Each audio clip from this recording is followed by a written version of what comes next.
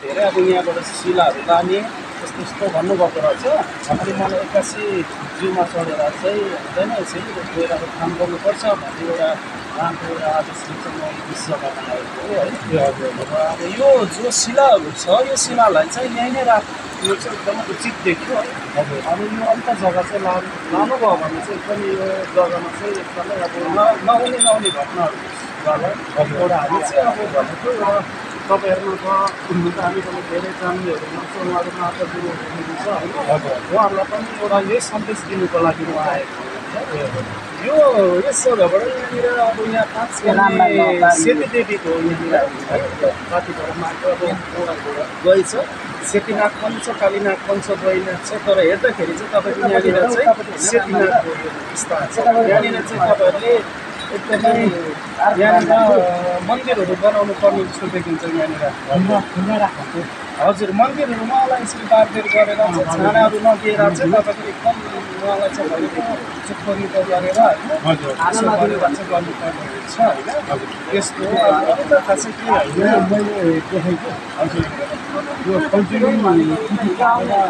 पञ्चायतहरूको त धेरै अब बाढी पहिरो आइरहन्छ बगिरहन्छ पहिलादेखिको नै हो। तर यो चाहिँ के कारण भन्दाखेरि चाहिँ तपाईँको अब अलिकति अब यहाँनिर यसरी देवीको नदीले बास गरेको छ। उहाँलाई अब कसैले सुन्नु सकेन, उहाँलाई मनमन भइरहनु सकेन। अनि अहिले कलियुगको हुन्छ भन्छ स्वयं देवी देवता जस्तो एउटा शरीरमा आएर चाहिँ पक्ने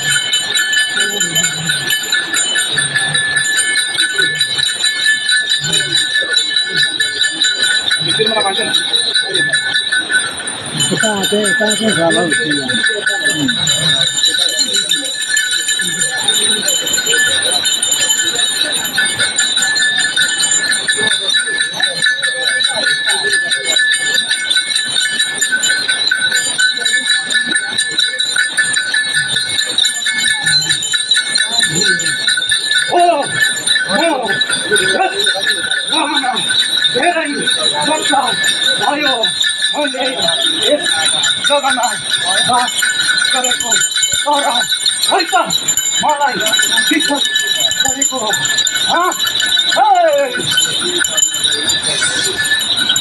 यस हामी गर्दैछु पर्ने कुरा।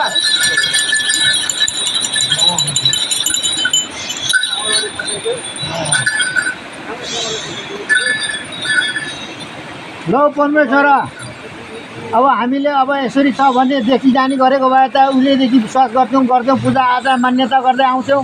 अब बल्ल अब यहाँ देखा पर्यो, अब गर्दै जानुपर्छ। अब के गर्दै कसरी गर्दै जानुपर्ने हो त्यो अब यहाँहरूले चाहिँ बताइदिनु पर्यो।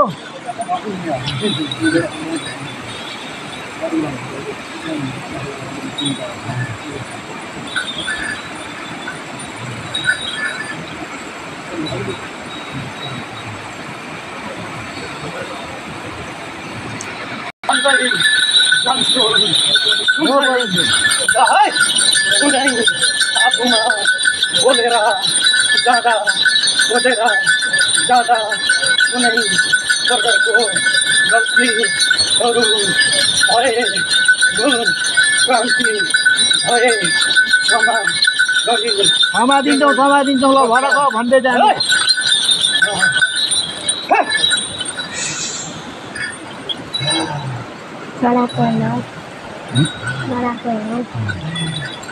कच्चीलाई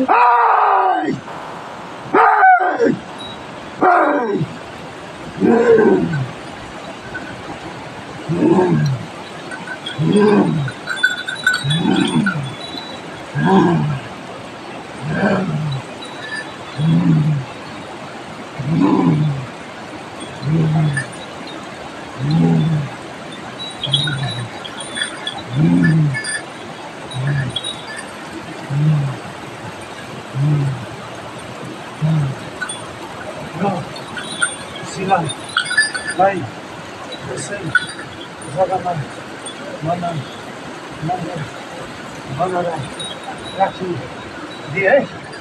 त्यसलाई यो शिला भनेको सुन्दर शिला हो। हामी यही ठाउँमा यसलाई संरक्षण गरेर राख्नु पर्यो पुरा।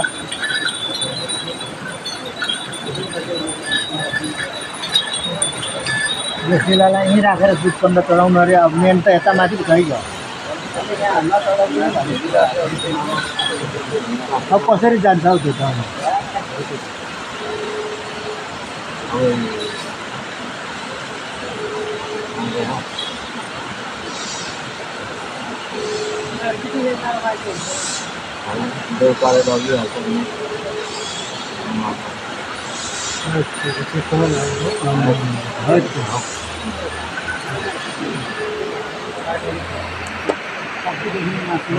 त्यो त खिचिन चाहिँ म त हेरेर टुवा परेँ।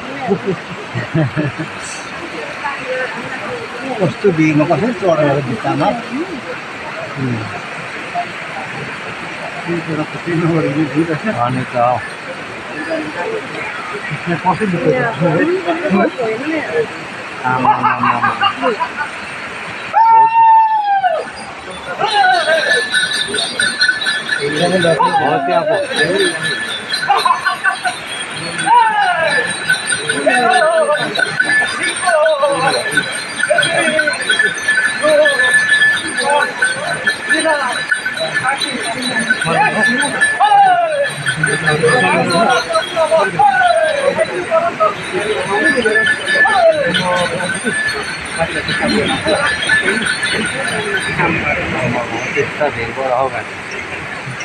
म त लड्छ डरेर नि लानु परेको उता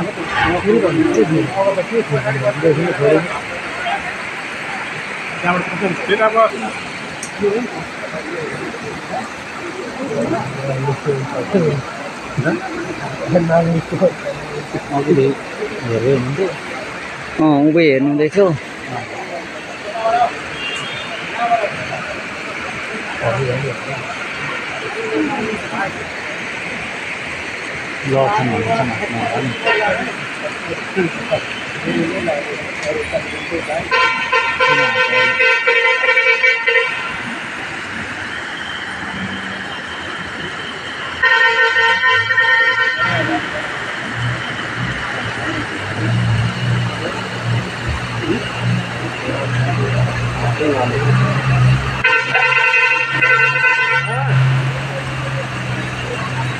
होइन खोला आइपुग्यो।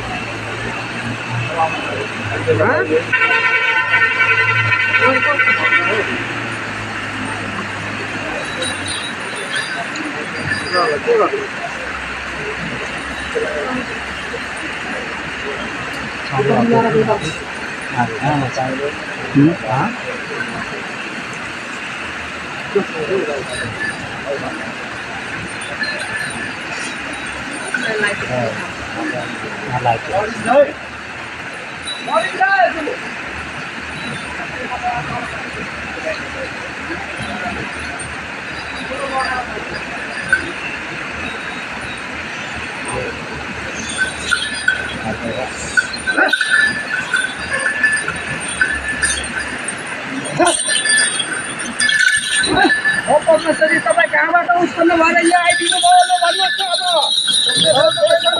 अब कसरी उत्पन्न भएर आउनुभयो यहाँ? हामी भन्दा पुर्खाले हामीले देखेका छैनौँ। अहिलेसम्म यहाँ यस्तो भनेर हामीले देखेका छैनौँ। यहाँ त लास चलाउने त तपाईँ कहाँबाट उत्पन्न यसरी भएर आउनुभयो भन्नुभयो भन्नु पऱ्यो।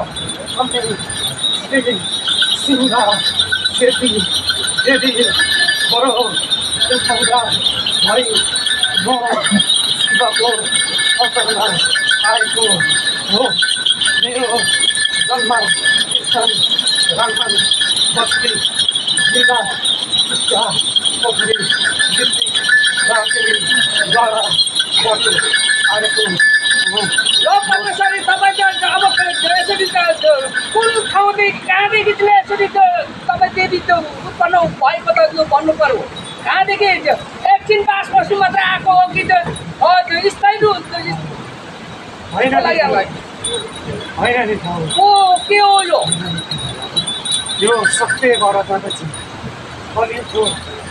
कलियुगमा त्यसरी नै आफ्नो घर आँगनमा त्यसरी देवीदेवहरूले बस गरेर जानेछ त्यसलाई बुजुर्गले विश्वास मानेर मान्नुहुन्छ दिनुपर्छ अनि यहाँ त चेली हाम्रो लगेर गयो भने त्यस जग्गामा माताले उहाँ चेलीले गाउँघर सम्पूर्णमा उहाँले जिम्मेवार लिएर मात्र लानु पर्ने यहाँको जिम्मा लिनु पऱ्यो उहाँ दुई तर्फ जिम्मा लिएर मात्रै लानु उहाँले सक्नुहुन्छ परमेश्वरा त्यसो भने अब यहाँ चाहिँ यत्रो ध्वंस विध्वंसबाट चालिँदा चाहिँ क्षति भइरहेछ यो यही देव देवताले चाहिँ यही देवीले चाहिँ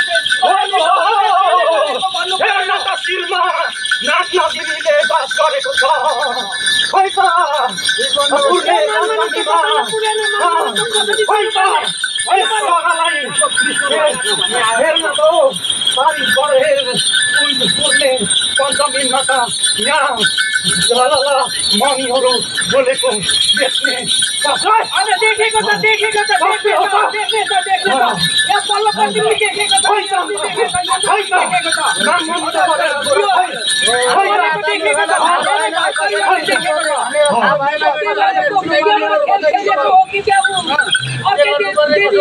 भएको छ कि भन्नु पर्यो यो त तपाईँ जस्तो विज्ञ आएर हेरिदिनु पर्यो नि त हामीलाई के हो भन्ने कुरै थाहा भएन हामीलाई बताइदिनुपर्छ यो सिधा भनेको माथि भाडा माको पाउमा पर्छ यो सिधा माको पाउमा पर्छ सत्य हो कि होइन हामी त अब अन्धमुर्खा छौँ अब तपाईँले भन्नु पर्यो हामी अन्धमुर्खा छौँ अब हामी हो